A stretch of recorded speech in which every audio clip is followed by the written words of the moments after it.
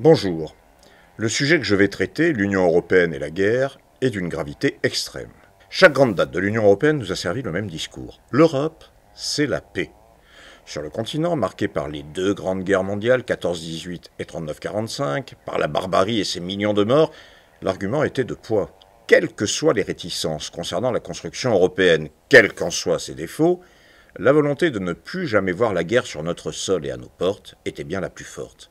Du traité de Rome au traité de Maastricht, du traité du marché unique à l'euro, du charbon à l'agriculture, des traités d'Amsterdam, de Nice, de Lisbonne à un élargissement sans fin, des dénis de souveraineté à l'emblématique plombier polonais, il fallait se le tenir pour dit, l'Europe c'est la paix, et c'est cela qui compte. Et puis tout à coup, patatras. Avec l'entrée des Russes en Ukraine le 24 février 2022, l'Europe prend un tout autre visage. L'Europe, la paix? Non. L'Europe dans les faits, c'est la guerre, avec plus de 500 000 victimes ou blessés dénombrés civils, militaires ukrainiens et russes. L'Europe, c'est la guerre, avec les décisions politiques prises aux quatre coins du continent. Les déclarations tous azimuts, plus guerrières les unes que les autres, qui nous dirigent vers un nouveau cataclysme, qui pourrait bien être le final. Les va-t-en-guerre dont Macron se fait porte-parole cherchent une réponse à la crise politique et économique qui frappe le système capitaliste. Voilà notamment pourquoi, comme je vais tenter de l'expliquer, l'Europe, ça n'a rien à voir avec la paix. L'Europe, c'est la guerre. L'économie mondiale est en crise. Bien, cela n'est pas une révélation, certes, mais c'est pourtant l'explication première de cette folle course en avant qui nous précipite chaque jour un peu plus vers l'abîme. La crise capitaliste appelle toujours des remèdes aussi classiques que dévastateurs. La guerre, c'est la destruction, et c'est donc la perspective pour les capitalistes d'une reconstruction, de la poursuite du processus d'accumulation du capital. La guerre, c'est le moyen de faire repartir immédiatement l'économie, à travers son industrie d'armement qui devient un véritable volant d'entraînement au fonctionnement du mode de production capitaliste dans son ensemble. Les États-Unis, l'OTAN et l'Union européenne vassalisée marchent d'un même pas. Le 1er février, Joe Biden, le président américain, téléphonait à Ursula von der Leyen, la présidente de la Commission européenne, je cite, « pour saluer la décision historique de l'Union européenne d'approuver un soutien financier supplémentaire de 50 milliards d'euros à l'Ukraine. » Jens Stoltenberg, le secrétaire général de l'OTAN, l'a félicité à son tour le 16 février en ces termes, je cite toujours, « Vous avez joué un rôle déterminant pour porter la coopération entre l'OTAN et l'Union européenne à des niveaux sans précédent. » Et puis le 19, c'est le New York Times qui indiquait qu'Ursula von der Leyen, je cite à nouveau, est devenue un interlocuteur clé pour l'administration Biden. Les félicitations adressées à Ursula von der Leyen concernent ses efforts pour l'augmentation des dépenses militaires dans l'Union européenne, de 240 milliards d'euros en 2022 à 350 milliards cette année. Ursula va encore plus loin. Elle préconise une future stratégie industrielle de défense européenne. L'Europe doit se réarmer, revoir sa politique de défense, son budget en la matière, dit-elle. Pour les capitalistes à la tête des grandes firmes d'armement, c'est absolument génial. L'État commande, l'État paye, l'État finance, et eux, ils encaissent. L'Europe, c'est la guerre, et vive la guerre. Il faut faire plus, a exhorté le chancelier allemand Olaf Scholz. Du coup, certains Européens ont augmenté leur budget militaire. Madrid, par exemple, de 19,3%, la Suède de 30,1%, la Lituanie de 27,6%. Les États-Unis sont les grands gagnants. Sur 100 milliards d'euros d'achats d'armement effectués par les 27 de 2022 à mi-2023, 63% ont été réalisés auprès des États-Unis, 13% de la Corée du Sud. Emmanuel Macron se prononce carrément pour le passage à une économie de guerre. L'Europe, c'est la guerre, oui. L'Union européenne prévoit de fabriquer 1 400 000 obus de 150 mm en 2025, soit davantage que l'1 200 000 prévu à cet horizon par les États-Unis. En réalité, tout se passe comme si l'Ukraine était l'occasion d'un test grandeur nature. Quelle capacité de production d'armement de guerre? À la vitesse grand V, voilà la question qui préoccupe les spécialistes. Ces gens-là préparent le pire. Telle est la réalité. La marche à la guerre, c'est l'escalade organisée par les responsables politiques minoritaires dans leur propre pays, tel Macron par exemple, qui cherche à se donner une légitimité et à restructurer toute l'activité économique en faisant taire les voix qui tenteraient d'exprimer des revendications. C'est très exactement ce qui est engagé dans les pays européens en général et en France en particulier. Pour payer l'État prélève sur les dépenses jugées improductives, la sécurité sociale par exemple, avec l'augmentation des franchises médicales sur les médicaments, la limitation des dépenses de médicaments eux-mêmes, des arrêts maladie et des transports sanitaires, et pour payer toujours les efforts de guerre, l'État organise aussi les restrictions de prise en charge des maladies de longue durée, telles que le diabète, les cancers, les insuffisances cardiaques, la maladie de Parkinson par exemple, et il ne prend pas en compte les besoins d'hôpitaux, les besoins d'écoles et plus généralement les besoins des services publics. Parmi la coupe de 10 milliards dans le budget de la nation, Emmanuel Macron et son ministre Bruno Le Maire réalisent une véritable saignée d'1,6 milliard d'euros pris à l'éducation nationale, l'enseignement supérieur et la recherche, pendant notamment que 3 milliards sont attribués au fameux service national universel chargé de militariser la jeunesse et dans ce contexte d'en faire de la chair à canon. L'ancien économiste en chef du Fonds monétaire international, Olivier Blanchard, exprime au mieux cette orientation. Il préconise des coupes drastiques, je cite, dans les retraites, le paiement des fonctionnaires ou encore les allocations chômage, ce que, soit dit en passant, a déjà annoncé en mars le Premier ministre Gabriel Attal, et parallèlement, il conseille, je cite à nouveau, l'augmentation des dépenses liées à la défense. L'Europe, c'est la guerre aussi, pour régler les problèmes immédiats du capitalisme, comme ils se sont exprimés en France et ailleurs, avec par exemple la crise paysanne. Le blé ukrainien est exempté de droits de douane grâce à un accord temporaire, renouvelé tout de même jusqu'en 2025, un accord de libre circulation au nom de la solidarité dans la guerre.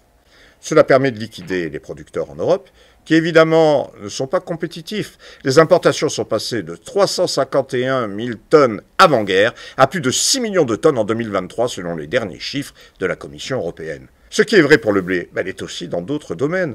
Les poulets notamment, bourrés de produits dégueulasses, qu'on trouve dans notre assiette, les mêmes s'en mettent plein les poches. Et oui, l'agriculture ukrainienne est en effet dominée par des oligarchies et des multinationales depuis la privatisation des terres publiques qui a suivi l'effondrement de l'Union soviétique en 1991. Ainsi, des intérêts étrangers divers s'enrichissent au son du canon. Des intérêts européens, nord-américains, y compris un fonds d'investissement privé basé aux États-Unis et le fonds souverain d'Arabie saoudite. À ce stade, on pourrait paraphraser Orwell. L'Europe de la paix, c'est l'Europe de la guerre, tout simplement. L'Europe de la guerre, enfin, faite pour domestiquer la jeunesse dont on ne se méfie jamais assez. En 2024, la Lituanie, le Danemark, la Suède, la Norvège, la Finlande, la Lettonie, l'Autriche, la Grèce et l'Estonie disposent d'une forme de service militaire obligatoire. Et bien voilà qui donne un certain éclairage au service national universel que Macron et son gouvernement veulent instaurer en France. Les jeunes ne sont pas disposés à aller perdre leur vie à la guerre, dit-on justement d'ailleurs, comme pour se rassurer. Oui, mais c'est oublier ce que montrent aujourd'hui l'Ukraine et la Russie. Des arrestations massives, la contrainte d'endosser l'uniforme sous peine de prison, l'envoi au front d'office, sans pouvoir discuter.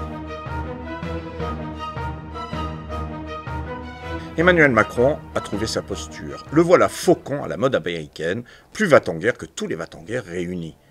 Si les mots ont un sens, lorsqu'il affirme que nous avons la conviction que la défaite de la Russie est indispensable à la sécurité et à la stabilité de l'Europe, il indique la volonté d'une guerre sans retenue, une guerre menée jusqu'à la défaite en race campagne de l'adversaire.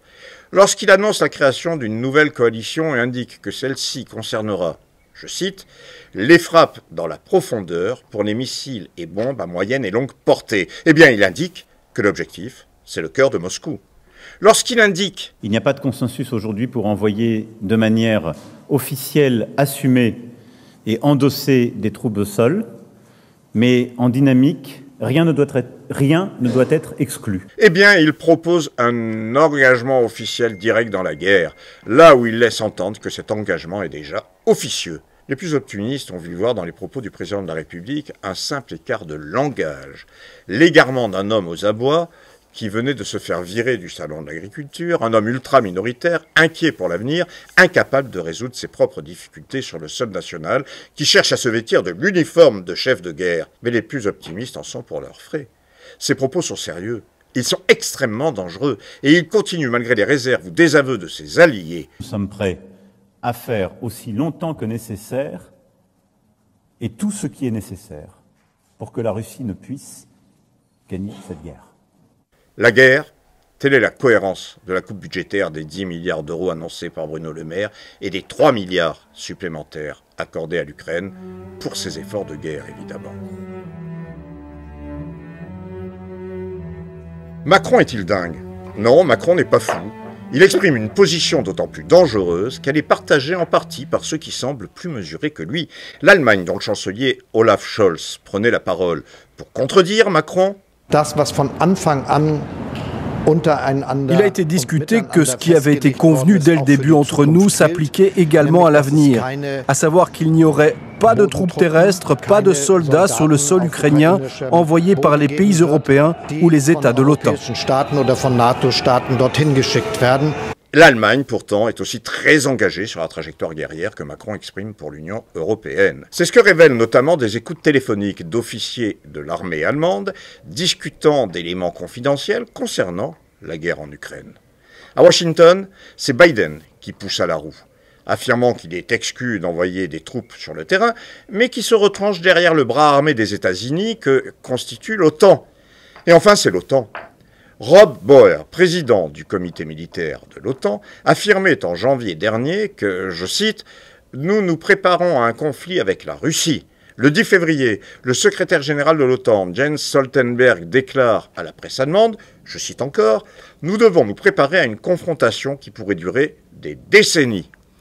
La réponse des Russes ne s'est pas fait attendre. Le colonel général Vladimir Zarudnitsky, chef de l'Académie militaire de l'état-major de Russie, affirme ainsi dans les colonnes de la revue Pensée militaire diffusée par le ministère russe de la Défense, je cite, que la probabilité que notre État soit entraîné dans de nouveaux conflits militaires augmente considérablement, car, il poursuit, le conflit en Ukraine pourrait s'étendre à l'Europe. En un mot, il est juste question d'un élargissement du conflit qui pourrait pulvériser en 2 minutes des villes entières en quelques secondes. Nous y sommes. Oui, l'Europe, c'est la guerre. Et Macron en rajoute, invoquant le manque de courage de ceux qui ne sont pas va-t-en-guerre, ouvertement comme lui, appelant les alliés de Kiev à ne pas être lâches. Donald Tusk, le Premier ministre polonais, s'y met, affirmant ainsi ce 7 mars que les pays du continent se retrouvent dans une période d'avant-guerre. Le 7 mars toujours, le chef de la diplomatie américaine, Anthony Blinken, recevait effectivement les documents de ratification à Washington de l'adhésion de la Suède à l'OTAN, en présence du Premier ministre suédois Ulf Kristersson, qui a fait le déplacement pour l'occasion. L'OTAN étant ainsi son emprise aux portes de la Russie. Concernant l'Ukraine elle-même, le secrétaire général de l'OTAN, Jens Stoltenberg, déclarait le 24 février « La question est de savoir non pas si l'Ukraine rejoindra l'OTAN, mais quand elle la rejoindra. » Jean Jaurès, qui en 1914 préconisait l'union des travailleurs de toute nationalité contre les fauteurs de guerre, doit se retourner dans sa tombe, car le spectacle est totalement édifiant. Tous étant en réalité attachés au système capitaliste, même en crise, tous ont une position pratiquement identique sur l'Union européenne et sur la guerre. Évidemment, dans les déclarations, il existe des divergences, des oppositions, mais avec les déclarations, il y a les actes. Et là, eh bien, c'est une toute autre affaire. Le 27 février, les députés LFI et socialistes votaient au Parlement européen, avec leurs collègues de droite, du centre ou encore avec les Verts, les 50 milliards supplémentaires de crédit à l'Ukraine pour plus de munitions et d'armes, afin de lui permettre de gagner la guerre. Manon Aubry, tête de liste LFI aux élections européennes, a de la suite dans les idées. Le 1er mars 2022 déjà, elle votait une résolution qui, je cite, « demande une nouvelle fois aux États membres d'augmenter leurs dépenses de défense » et qui, je cite encore, « se félicite de l'unité entre l'Union européenne et l'OTAN ». Le 7 avril, 6 octobre et 16 février 2023, elle remet ça. Fabien Roussel, le 30 novembre 2023, votait une résolution à l'Assemblée nationale qui affirme « Nous soutenons toujours la livraison d'armes à l'Ukraine ». Et Raphaël Glucksmann, tête de liste socialiste, déclare quant à lui, je cite, « On devrait être totalement passé en économie de guerre ». Tout ce beau monde se retrouve au diapason avec le gouvernement français et Emmanuel Macron. Le 3 mars, le ministère des Armées annonce que le soutien à l'Ukraine pour les armes s'élève à plus de 3,8 milliards d'euros entre le 24 février 2022 et le 31 décembre 2023. Plus de 3 milliards auxquels il faut évidemment ajouter les 3 milliards promis par Macron à Zelensky mi-février.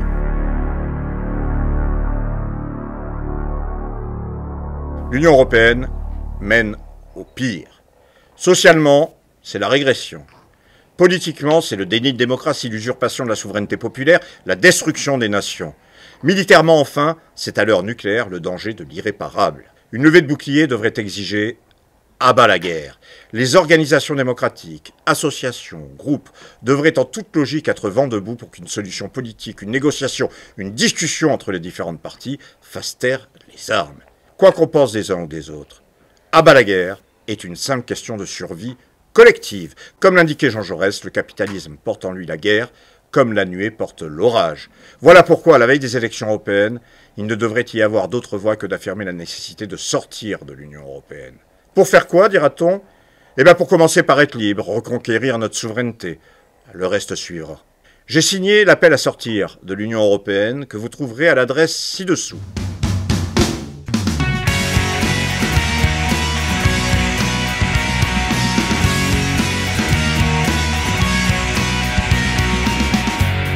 Je vous invite à en prendre connaissance, à le signer, à nous regrouper. Merci d'avoir suivi cette vidéo, que je vous invite à partager largement. Merci de bien vouloir cliquer sur le petit pouce quelque part sur l'écran en signe d'encouragement et aussi pour permettre à cette vidéo d'être mieux référencée. Je vous invite à vous abonner à ma chaîne, si ce n'est déjà fait. Vous pouvez par ailleurs me retrouver ainsi que certains de mes amis sur le site La Sociale, où nous publions analyses, éditos, infos. N'hésitez pas à réagir. Voilà. Merci encore, merci d'avoir écouté jusqu'au bout cette vidéo. Portez-vous bien et à la prochaine.